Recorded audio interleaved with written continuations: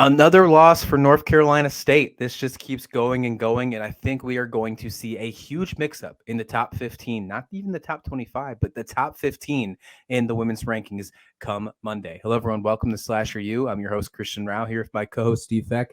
We're going to break down number 11 NC State losing to number 22 UNC in this big in-state rivalry. You talk about it all the time. The Tar Heels now 12-5 to NC State's 13-5, but when you look at the ACC standings, I mean, you'd be kind of shocked who's at the top. I mean, I didn't really see Duke being there, but you have UNC now 3-3. North Carolina State, who is currently ranked 11th, has a losing record in the ACC at 3-4. We are not going to see them probably in the top. I would argue that they might drop out of the top 20. I mean, 2 losses in a row, we might not even see them be ranked come Monday. You're obviously, when you listen to this, you'll probably have the cheat code. The rankings will probably be out unless you're watching it early when we drop it. However, North Carolina State, they had some woes. They had some issues. They only shot 29% from the field. I mean, it is absolutely dreadful. But on the other side, North Carolina shot really bad too. They also shot 29% from the field, 29.7 if you want to give them the extra little nod, but nothing too impressive to look at. You know, Todd Williams played great, 15 points. She was the star on this one for North Carolina. I am a huge fan, and I was talking about this off the air, of Paulina Paris, the freshman for North Carolina. I think she's going to be my new favorite player next year. Like when we lose all the big name players that are going to go in the WNBA or graduate, I think Paulina Paris is going to be one of those players that I really stick to and really just can't wait to watch, because I'm already getting to that point with North Carolina this year. But NC State had some woes. I mean, we saw some great plays. We have two players in double digits. However, 29% from the field from both these teams. Steve, it was kind of hard to watch at some moments. What really is, especially because of the game start time. I mean, old guys like me are generally already prone to napping around that time of day. And the way that these two teams got off to a start, I mean, really for the first 2 quarters, not just, I mean, the first quarter was tough. The first quarter was like watching a JV high school game where, I mean, you got some talented players, and, you know, they look good and they've got the range. They just can't put it in the basket. That's what it seemed like for the entire first half of this game. And okay, yes, it's a rivalry. Yeah, okay. Especially North Carolina, I think plays really, really good defense, but it just was not much of a contest until you got into the second half. And you were talking about Paris, and again, she's got a huge future. I'm almost always saying, look at the guards, look at the guards, look at the guards. But when I watch North Carolina, it's Usby. I mean, I just can't take my eyes off of her. Her and the battle with her and Camille Hobby, I thought inside was a nice little subtext plot running through this game. But I mean, Usby, 18 rebounds. You know, I mean, and she can score. I mean, if she needs to take over, she can score. But I mean, really, it's just her presence in the paint and the way she commands the boards. I mean, she really is the game changer for me when I'm watching a Tar Heels game, more than anybody else. I mean, yes, I think North Carolina is going to have to depend on better shooting, especially from the perimeter, if they want to really make some serious noise, you know, in the conference. But I mean, Usby, I wish there were 5 of her on the court. I really do. I just love the way she plays basketball.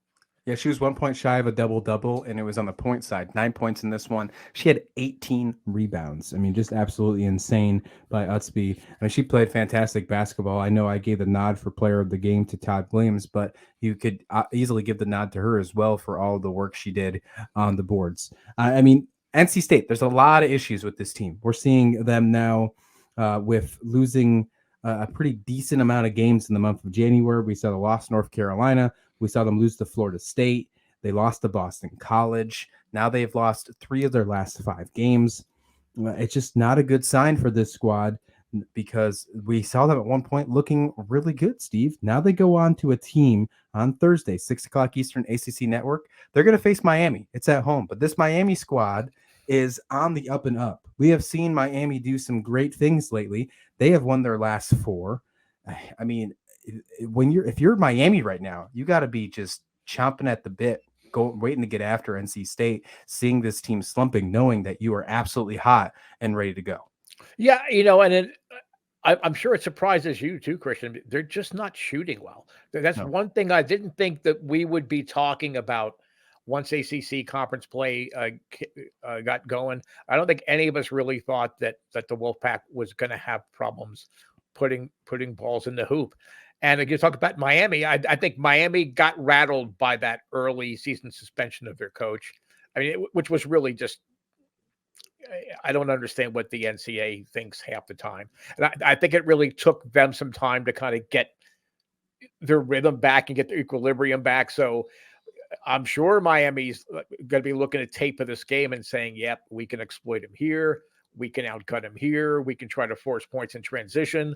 So you got to hope that the Wolfpack have an answer for what's been ailing them. But it doesn't seem I don't think they're necessarily taking bad shots. They're just not hitting their shots. So all you can really do is, I guess, keep practicing, your shot in practice and just hope eventually it translates into games. Because I don't quite understand it. When North Carolina was struggling shooting there for a while, you could see that maybe they just weren't taking the best opportunities. NC State just can't put the ball in the hoop. No, there's no, yeah, it's absolutely the case. You look at their past 3 losses in this one. So in the last 3 of their 4 games, including this one, they've lost. Their season average from the field is 45.8%. Let's go back to that farthest loss against Boston College, 41.8%, below average. The game after that was the only win in the last 4 against UVA. They shot great, 57%, almost 58% from the field in that win. Then we go to that last loss against Florida State. They were 37% below average. And then, of course, this one against UNC, well below average, 29%. Those losses, it's not going in the right direction. It's regressing, right. 41%, 37%, 29%. They got to get this corrected. And a team like Miami, that's not a good start. That's not a good place to worry about that. They play good defense. They shoot well. They really have to be able to rebound and get back in the right spot. I mean, this is the game to do it, because after that, you got Louisville, you got Notre Dame. You have to find a way to rebound against this Miami team and bounce back. And I'm not sure if they can do it based on recent trends and what we saw in this game against the Tar Heels. Yeah, I mean, and actually, I want to say that in the game that they won against UVA, it was points in the paint. It wasn't perimeter, so that's why their percentages were halfway decent. I don't like the way they match up against Miami anyway. And if they're struggling, hitting their shots, I think we might be looking at another step in that downward spiral here, and that's a shame because I mean, I think. In the ACC, if North Carolina State is good, that's good for the conference, whether it be the men's or the women's side. But I think on the women's side, I think I would say there is equal interest on the women's basketball at NC State as there is on the men's side. And I don't know, you can say that maybe at Duke, you can say that perhaps at the ACC, the women's program, I think Virginia also, I think would be another team you could say, Virginia Tech, that gets a lot of interest for the women's basketball side, but hopefully they do correct it. I love watching them play because I think the Wolfpack can always put up that game the night that you're watching, and this North Carolina team too. But I think North Carolina has kind of straightened out whatever issues they were having, and they weren't having horrible issues, but I think they've kind of gotten their game where they want it to be. NC State just doesn't seem to have an answer for what's ailing them. Well, we'll see if they can find a way to answer back against Miami. As for UNC on Thursday, 8 o'clock Eastern, ACC Network, this is the game that I've absolutely been waiting for. I love this rivalry. It's one of my favorite rivalries in all of college sports. Duke against North Carolina. Currently, it sits before the rankings come out at 16 versus 22. I have a feeling both of those teams are going to have higher rankings come when the new Monday morning ones come out. However, Duke has been fantastic in ACC play so far this season. They've been fantastic all season long. They're currently 6-0 in the ACC, 16-1 overall on the season. Duke is looking very good so far this year. Very good. Coming off an outstanding 65-47 win over Georgia Tech and a 66-56 win over Clemson the week before, heading in to North Carolina to take on the Tar Heels. Always a good one Thursday night. What do you think about that matchup? Well, I'm going to be watching it. I don't know what else we might even have to change our recording schedule, perhaps, because I think you and I both really want to watch that game.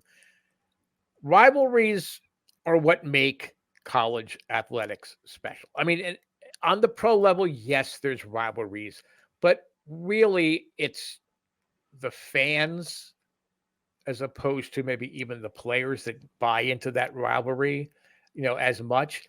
Duke, North Carolina, it's the administrations, it's the athletic departments, it's the coaching staffs, it's the fans, and more than that, it's the players. I think if you ask a player that chooses Duke, the game they're going to want to always talk about is, well, I can't wait to my first game against North Carolina, and vice versa. And the ACC has a bunch of great rivalries in there, but like you said, certainly one of the best in the country. And I think that just makes it must watching. No doubt about that. Let us know your thoughts in the comment description below. What do you thought about this game between the Tar Heels and the Wolfpack? Are you concerned about North Carolina State? Where do you see them sit in the rankings? Don't cheat. Let us know. Well, if you do, you can go ahead and give us the actual answer. I don't care. Leave us a comment either way. Just give us a little emoji with it too if you cheated. Let us know on that one. But thank you so much for watching. We'll be back here with another episode here at Slasher U.